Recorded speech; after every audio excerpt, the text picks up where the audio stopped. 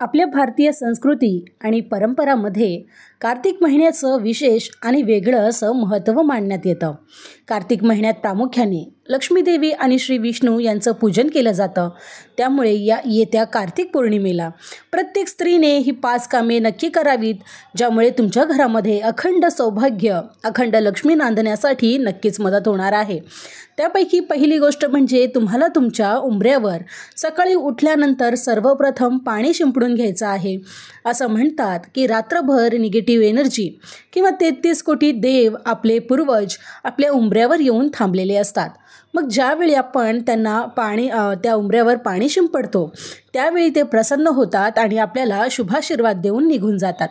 त्यामुळे यांची पूजा करण्यासाठी सर्वप्रथम आपण ज्या पद्धतीने देवांना पाण्याचा अभिषेक करतो त्याच पद्धतीने आपल्या उंबऱ्याला सुद्धा पाण्याचा अभिषेक करायचा आहे, ज्यामुळे आपल्या पूर्वजांचा तर आशीर्वाद लाभेलच, याशिवाय 33 कोटी देवी देवतांचा सुद्धा आपल्याला आशीर्वाद लाभणार आहे.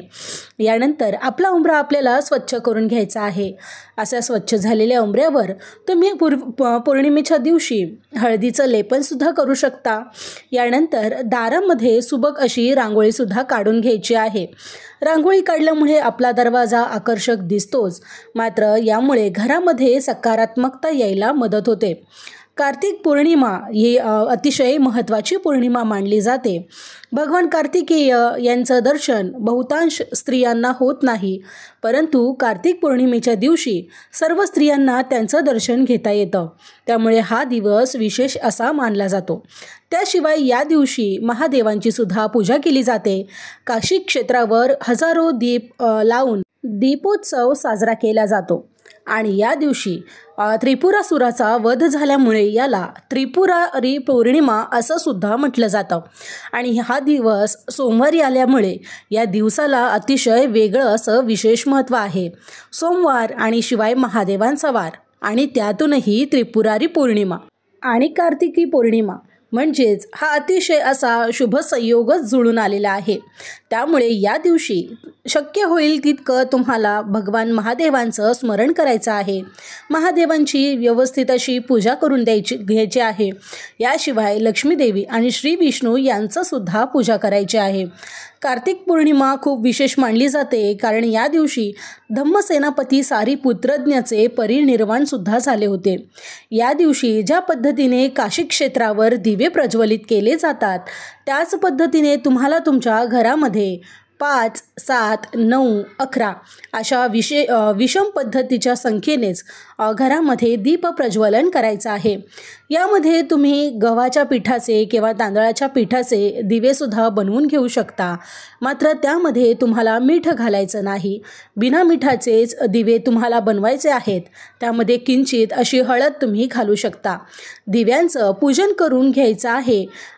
पूजन करत असताना तुम्ही ओम नमः शिवाय या मंत्राचा जप सुद्धा करू शकता. आता तुम्ही 7 दिवे जर घेतले असतील तर यांपैकी 2 दिवे तुम्हाला तुमच्या मुख्य प्रवेशद्वारावर ठेवायचे आहेत. दिव्याने तुमच्या दरवाजाची, मुख्य प्रवेशद्वाराची पूजा करून घ्यायची आहे, आरती करून घ्यायची आहे. आपल्या मुख्य प्रवेशद्वाराला विनंती करायची आहे, तुझ्यामार्फत नेहमी सकारात्मकता माझ्या घरात येऊ दे. शांती, सौख्य आणि समृद्धी माझ्या घरामध्ये अखंड नांदू दे. आलेली लक्ष्मी घरातच राहू दे. आणि अशा पद्धतीने आपल्या उंबरठ्याला तुम्हाला पूजा करून विनवणी करायची आहे. यानंतर राहिलेले 5 दिवे तुम्हाला तुमच्या देवघरासमोर ठेवायचे आहेत. देवांजवळ हे दिवे ठेवल्यामुळे तुमच्या घरात सुद्धा दीपोत्सव साजरा केला जाईल. या दिवशी देवदीपावलीसुद्धा आहे. त्यामुळे दिव्यांनी तुमचं देवघर अगदी उजळून निघालं पाहिजे. आपल्या उंबरठ्याची विधिवत अशी पूजा करून घ्या. धूप दीप दाखवून, अगरबत्ती दाखवून आपल्या मुख्य प्रवेशद्वाराची पूजा करून मुख्य प्रवेशद्वाराला नमस्कार करून घ्या. असं म्हटलं जातं की कार्तिकी पौर्णिमेला महादेव शिवशंकरांसह लक्ष्मीनारायणाचं सुद्धा पूजा केली जाते. त्यामुळे हा दिवस अतिशय विशिष्ट आहे. याशिवाय या दिवशी पवित्र नद्यांमध्ये सुद्धा स्नान केलं जातं। तुम्हाला जर ते शक्य नसेल तर घरातल्या अंघोळीच्या पाण्यामध्ये गंगाजलाचे 2 ते 3 थेंब टाकून तुम्हाला अंघोळ करायची आहे, ज्यामुळे गंगा नदीमध्ये स्नान केल्याचं पुण्य तुम्हाला प्राप्त होईल।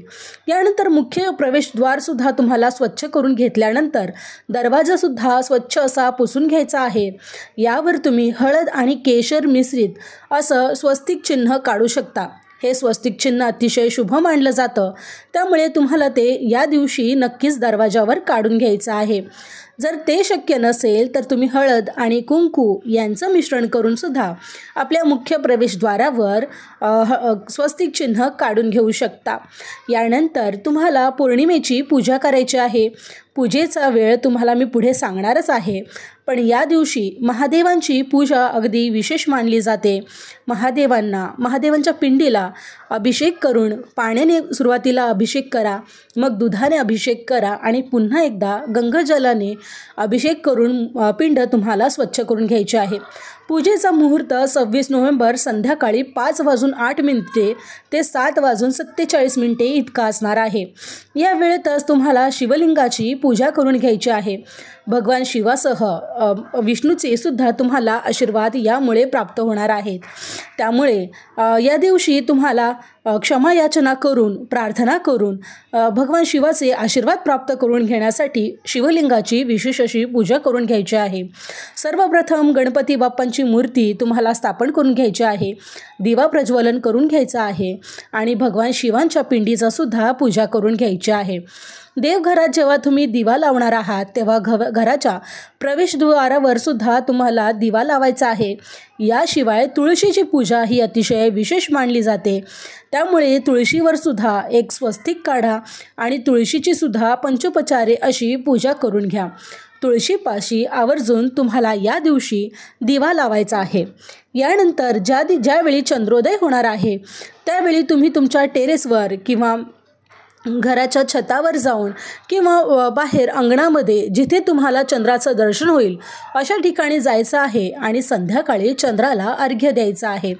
असं केल्यामुळे तुमच्या कुंडलीमध्ये जर चंद्रदोष असेल किंवा चंद्र असेल तर तो चंद्र मजबूत व्हायला यामुळे मदत होते। कार्तिक पौर्णिमेच्या दिवशी असं म्हणतात की श्री विष्णूंनी प्रथम अवतार धारण केला होता। मत्स्य अवतार हा विष्णूच्या दशावतारांपैकी पहिला अवतार मानला जातो आणि या अवतारामध्ये भगवान विष्णूने माशाचं रूप घेतलं होतं। पुराणानुसार भगवान विष्णूंनी पृथ्वीला प्रलयापासून वाचवण्यासाठी मत्स्य अवतार घेतला होता। 18 पुराणांमध्ये मत्स्य पुराणाचा सुद्धा समावेश आढळून येतो। शिवलिंगाची पूजा चालू असताना ओम नमः शिवाय किंवा शिव अष्टोत्तर शतनामावली यांचा तुम्ही पठण करू शकता। पळीभर पाणी टाकून भगवान शिवाच्या पिंडीला अभिषेक करून घेऊ शकता।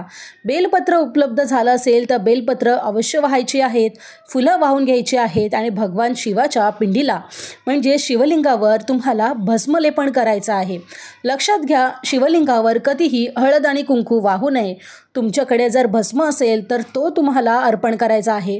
पांढऱ्या रंगाचं चंदनसुद्धा मिळतं, ते जरी अर्पण केलं तरीसुद्धा चालेल किंवा ज्याला इबीद म्हणतात ते सुद्धा तुम्ही अर्पण करू शकता। अशा प्रकारे तुम्हाला भगवान शिवाची पूजा करून घ्यायची आहे। दुसऱ्या दिवशी पूजेमध्ये मांडलेलं शिवलिंग तुम्हाला संध्याकाळी पूजा तशीच ठेवायची आहे आणि दुसऱ्या दिवशी सकाळी ती पूजा हलवून घेतली तरीसुद्धा चालेल।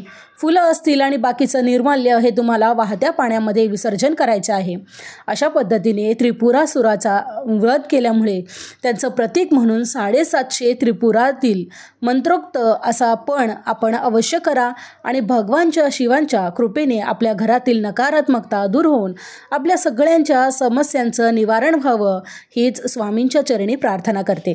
तर मग मंडळी, तुम्हाला ही माहिती कशी वाटली मला कमेंटमध्ये नक्की सांगा।